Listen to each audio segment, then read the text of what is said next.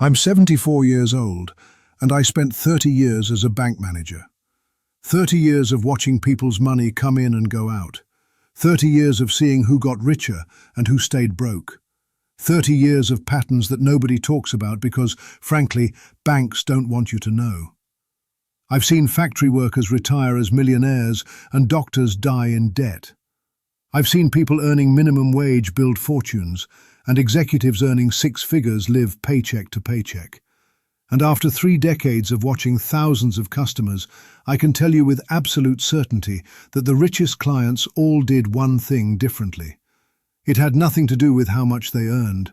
Stay with me because this might change how you think about money for the rest of your life. I started working at First National Bank in 1972. I was 22 years old, fresh out of college, and I thought I understood how money worked. You earn it, you save it, you spend it carefully, and eventually you have enough to retire. Simple, clean, logical. It took me about 5 years to realize I didn't understand anything at all. As a bank manager, you see everything. You see the deposits and the withdrawals. You see the account balances and the overdraft fees. You see who's building wealth and who's drowning in debt. And after a while, patterns start to emerge. Patterns that don't match what you were taught in school. Patterns that contradict everything society tells you about success and money. The first pattern I noticed was the most disturbing. Income had almost nothing to do with wealth. I know that sounds backwards, but I watched it play out thousands of times. I had customers who worked at the local factory, earning maybe $30,000 a year, who had more money in their accounts than doctors and lawyers, earning 5 times as much. I had small business owners with modest revenues who were millionaires, and corporate executives with massive salaries who were one missed paycheck away from disaster. The size of the deposit didn't predict the size of the balance. Something else was going on. I remember one customer in particular. His name was Eugene, and he worked as a janitor at the high school for almost 40 years. He came into the bank every Friday to deposit his paycheck, never missed a week. His salary was nothing special. When he started, he was making maybe $8,000 a year. By the time he retired in the late 90s, he was making perhaps $35,000. A janitor's wages, nothing more. But when Eugene retired, he had over $1 million in his accounts. A janitor, a millionaire. I remember sitting across from him when he came in to discuss his retirement options, looking at his balance and thinking there must be some mistake. There wasn't. Then there was Dr. Patterson, surgeon, one of the highest paid professionals in our town. Beautiful house, luxury cars, country club membership. His income was enormous. Some years he deposited over $400,000. And yet, every few months, he'd come in asking about extending his line of credit. He'd overdraft his account. He'd be late on his mortgage. When he died unexpectedly at 67, his family discovered he was almost broke. All that income, all those years, and he left behind more debt than assets. 2 men. One earned 10 times more than the other. The janitor died a millionaire. The surgeon died in debt. How is that possible? I spent years trying to understand this paradox. And slowly, through thousands of observations, I figured it out. The difference wasn't income. The difference was one simple behavior that separated the wealthy from the struggling, regardless of how much they earned. The richest clients paid themselves first. Now, I know that sounds like something you've heard before. It's become a cliché in financial advice circles. But I'm not talking about the watered-down version you read in magazines. I'm talking about what I actually observed in the accounts of people who built real wealth. And it was more radical than most people realize. Here's what most people do with their money. They get their paycheck. They pay their bills, rent or mortgage, car payment, utilities, groceries, insurance, all the necessities. Then they pay for the things they want. Dinners out, entertainment, new clothes, gadgets, whatever makes life enjoyable. And then, if there's anything left over at the end of the month, maybe they save a little. Maybe. Most months there's nothing left. The money comes in and the money goes out, and the account balance stays roughly the same year after year. The wealthy clients did it backwards, every single one of them. When their paycheck came in, the first thing they did was move money into savings or investments. Not the last thing, the first thing. Before the bills, before the wants, before anything else. They paid themselves first, and then they lived on whatever was left. Eugene, the janitor, did this religiously. Every Friday when his paycheck hit his account, he immediately transferred 15% into a separate savings account. Didn't matter if it was a good month or a bad month. Didn't matter if he had unexpected expenses. 15% came off the top, every single time, for 40 years. Then he paid his bills with what remained. And here's the key. He adjusted his lifestyle to fit what was left, not the other way around. He drove old cars. He lived in a modest house. He didn't take expensive vacations. He made his life fit his budget after savings, not before. Dr. Patterson did the opposite. He spent first and planned to save later. But later never came. There was always another expense, another upgrade, another thing he needed to maintain his lifestyle. His bills expanded to match his income, then exceeded it.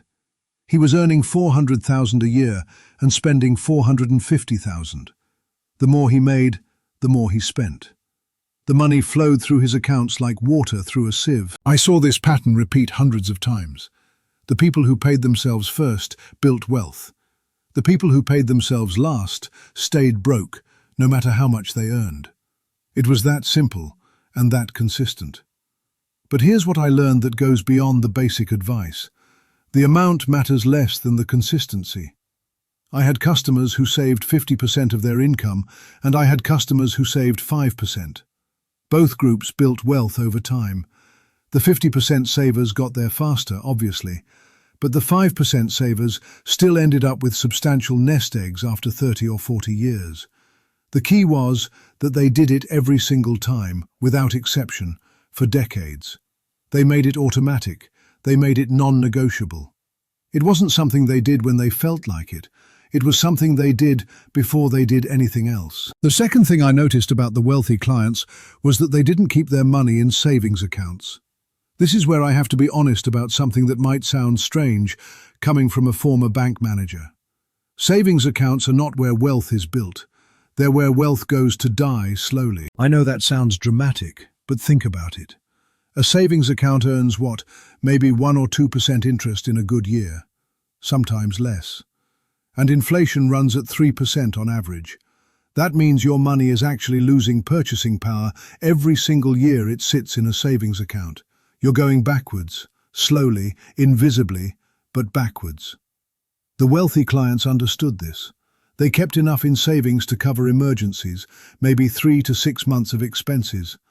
But everything beyond that went somewhere else, into investments, into assets that grew faster than inflation, into things that made their money work instead of just sitting there. Eugene, the janitor, didn't keep his money in savings. He kept it in index funds. Simple, boring index funds that tracked the overall stock market. He didn't try to pick individual stocks or time the market. He just put his 15% into index funds every month and left it alone. Over 40 years with compound growth, that modest janitor's salary turned into $1 million. The math is almost magical when you give it enough time. Dr. Patterson kept his money in checking and savings accounts when he had any. He was afraid of the stock market. He thought it was gambling. So his money sat there, earning almost nothing, while inflation ate away at it, year after year. The money he did have was worth less every year, and since he spent more than he earned anyway, there wasn't much to lose value in the first place. The third thing I observed was that wealthy clients avoided debt like it was poison, especially consumer debt. Credit cards, car loans, personal loans, furniture financing, all of it. The wealthy clients I knew paid cash for almost everything. If they couldn't afford it in cash, they didn't buy it. Simple as that. They understood something that most people don't. When you're in debt, you're not working for yourself. You're working for the bank. Every hour you spend at your job is partially going to pay interest to someone else. You become a slave to your past decisions, working to pay for things you already bought and probably don't even enjoy anymore. I can't tell you how many customers I watched destroy themselves with debt. They'd buy a car they couldn't afford because they wanted to look successful. They put a vacation on a credit card and spent 3 years paying it off with 18% interest. By the time they finished paying, that vacation had cost them double what it should have. They'd finance furniture, appliances, electronics, things that lost value the moment they bought them, and then pay interest on top of that lost value. It was financial insanity, but everyone was doing it, so it seemed normal.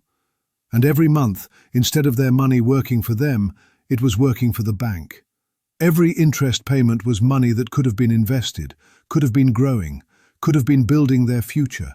Instead, it was gone forever. Eugene drove a 15-year-old pickup truck that he'd bought used and paid cash for. It wasn't pretty. It had rust spots and the air conditioning didn't work properly, but it got him from home to work and back, which is all a car really needs to do. Dr. Patterson leased a new BMW every 3 years, always the latest model, always immaculate. He spent more on his car payment each month than Eugene spent on his entire annual transportation costs. Eugene's vehicle was a tool. Dr. Patterson's was a status symbol. And status symbols are expensive. They cost you not just the money you spend on them, but all the money that money could have become if you'd invested it instead. Multiply that difference across every spending category, and you start to understand how a janitor ends up richer than a surgeon.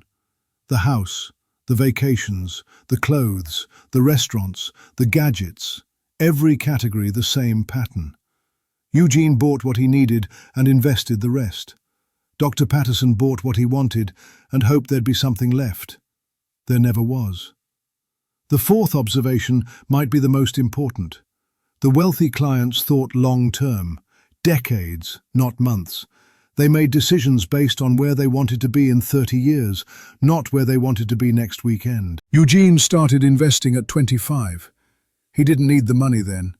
He was young and healthy and had decades of work ahead of him. But he understood that the money he invested at 25 would have 40 years to grow.